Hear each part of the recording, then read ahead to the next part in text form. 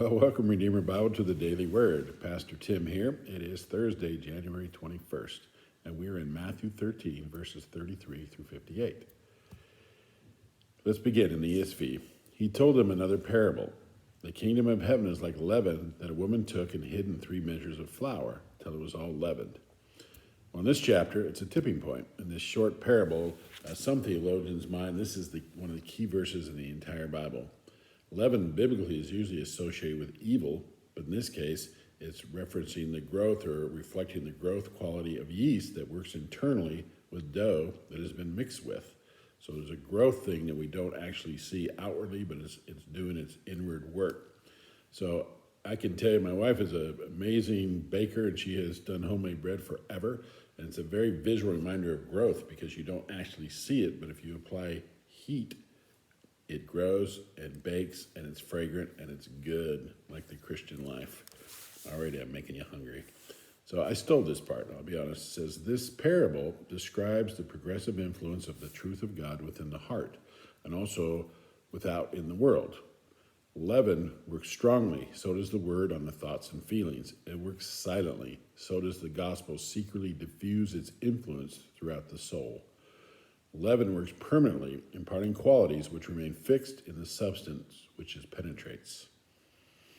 So verse 34 says, all these things Jesus said to the crowds in parables. Indeed, he said nothing to them without a parable.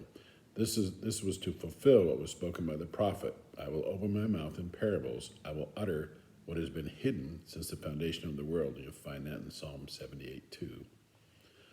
So verse 36, he says, then he left the crowds and went into the house, and his disciples came to him, saying, explain to us the parable of the weeds and the field. He answered them, the one who sows the good seed is the Son of Man. The field is the world, and the good seed is the sons of the kingdom. The weeds are the sons of the evil one, and the enemy who sowed them is the devil. The harvest is the end of the age, and the reapers are angels.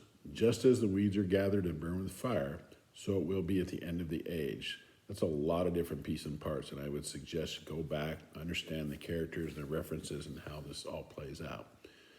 He continues in verse 41, the Son of Man will send his angels, and they will gather out of his kingdom all causes of sin and all lawbreakers and throw them into the fiery furnace. In that place there will be weeping and gnashing of teeth. Then the righteous will shine like the sun in the kingdom of their Father. He who has ears, let him hear. So at some level we think, how do they not understand this? We know they are not educated, but they have walked and talked with the Lord for years.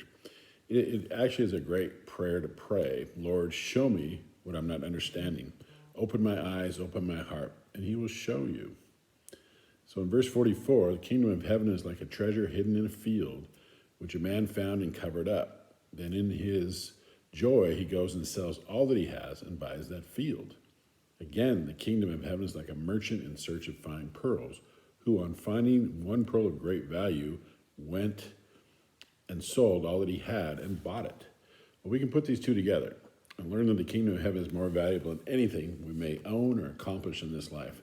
The difference in the two parables is the first person blundered upon the great gift, and the second was looking for it. So are you searching for God? Or do you hope you just discover it by accident? Are you waiting to squeeze every ounce of life out of this world before you have to sacrifice and give up your life? Do it now. You know what the world has to offer doesn't truly satisfy. Only one thing does, and it's knowing and loving God. Don't hesitate.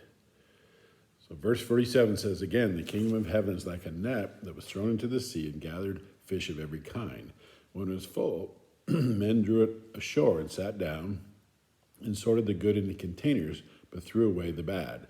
So it will be at the end of the age. The angels will come out and separate the evil from the righteous and throw them into the fiery furnace.